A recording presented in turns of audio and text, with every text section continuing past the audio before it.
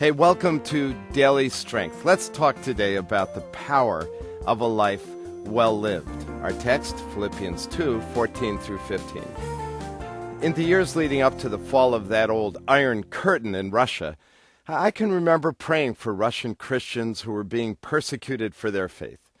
The political situation in that land seemed really grim, and quite honestly, I wasn't really expecting to see God answer our prayers for the freedom that has finally come to that land. But in 1989, the unthinkable happened. The curtain collapsed, ushering in a new era of freedom for the people who had been under the iron fist of that communist government. The world rejoiced at the news, and I was especially thrilled to hear that our fellow believers in the land could now freely express their faith in Christ. 3 leaders of the Russian church came to visit the Moody Bible Institute in Chicago. Well, as president of Moody at the time, I felt privileged to give them a tour of the campus.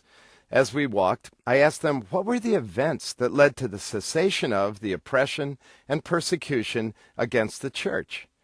They explained that their economy had been failing because alcoholism was rampant.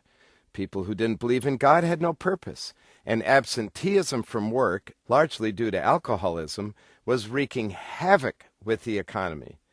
They said that once Gorbachev, who was then the prime minister, met with his cabinet and asked, "Why is it that we persecute the Christians? They are the ones who are not alcoholics. They show up for work every day and give us a good day's work.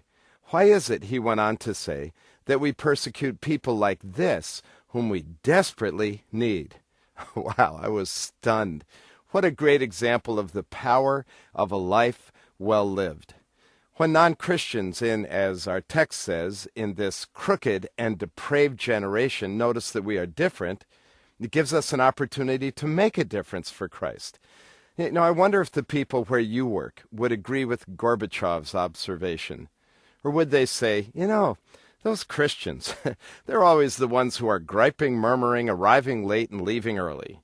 Even in environments where we may feel challenged or unappreciated, we are called to bear witness to the reality of God in our lives by, as our text says, being pure and blameless. It's often true that the harder the environment, the more challenging it is to show the uniqueness of God's character through our actions and attitudes. Yet, it is in those dark times that the light of Jesus in us and through us can shine most brightly. When we maintain the witness of a life well lived, even in the face of hardship, we have the power to make a difference in our home, our workplace, and significant relationships. You and I ought to live to overhear our boss say, "I don't always get it about Christians, but one thing is true. Our business is a lot better place because they work here."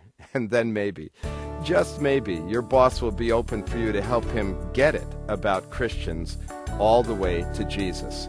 Now that would really make a difference.